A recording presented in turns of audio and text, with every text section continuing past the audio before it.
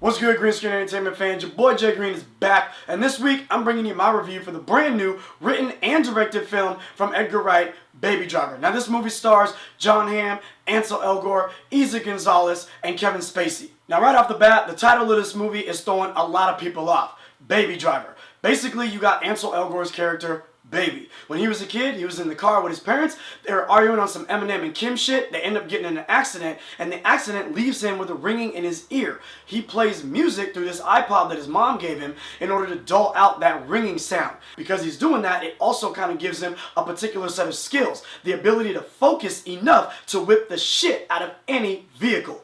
Now, when he's a kid, because his parents were in this accident and they're gone now, he's troubled. He's getting into some mischief. He runs into Kevin Spacey's character.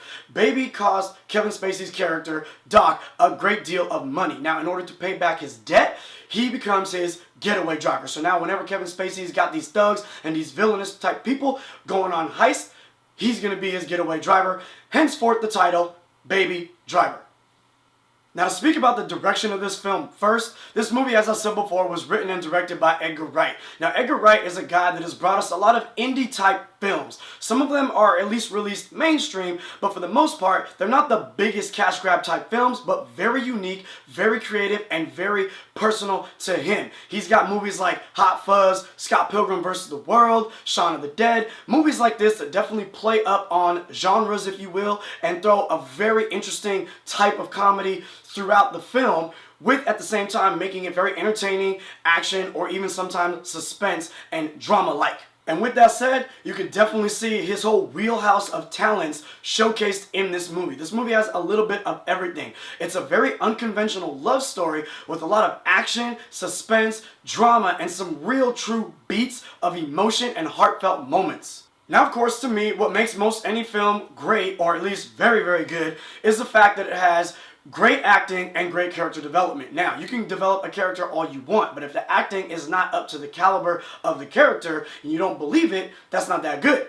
In this film, you got fantastic character development for pretty much every single character. The main characters got some really great character development, even ancillary characters like random extras and people of this nature just to push the story along, they still have great development, and the people that played them did a fantastic job. All the key people in this movie, Ansel Elgort, Jamie Foxx, Jon Hamm, Kevin Spacey, they all are fantastic in their roles. You buy into it and you believe it. Jamie Foxx actually doesn't have as big of a role as you might think in this film, but I wanted more of his character. He was extremely ruthless, definitely brought me back to, or reminded me of Denzel Washington from Training Day. What is this guy going to do next? He is electric when he's on screen. I wanted a lot more of him, but what we got was just enough.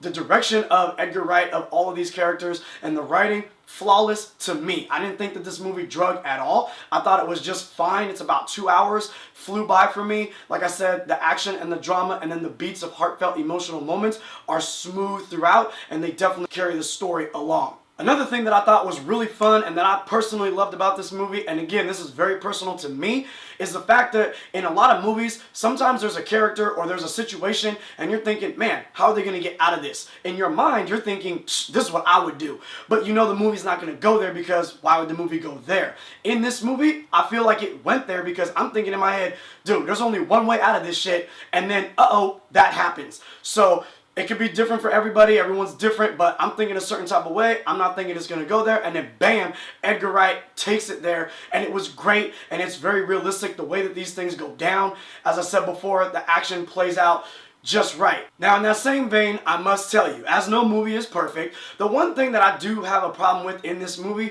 was that I feel like maybe there was some scenes taken out, or there was some story that was taken out, or maybe not really fully developed a little bit. With certain characters, they make decisions towards the end of the movie that almost don't make sense to who they've been the entire film through. Other than that, I thought it was fantastic. I'm not going to tell you what it is. You got to see it, because if I say it, it might spoil just a little bit, and I don't want to do any of that. I think this movie is great.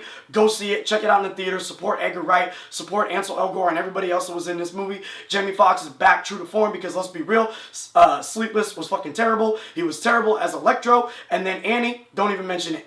Other than that, I hope you enjoyed this review and I gave you a little bit of knowledge that makes you want to go out to the theater and watch this film. While I got you here, do me a favor, like, subscribe. Your boy, he's out.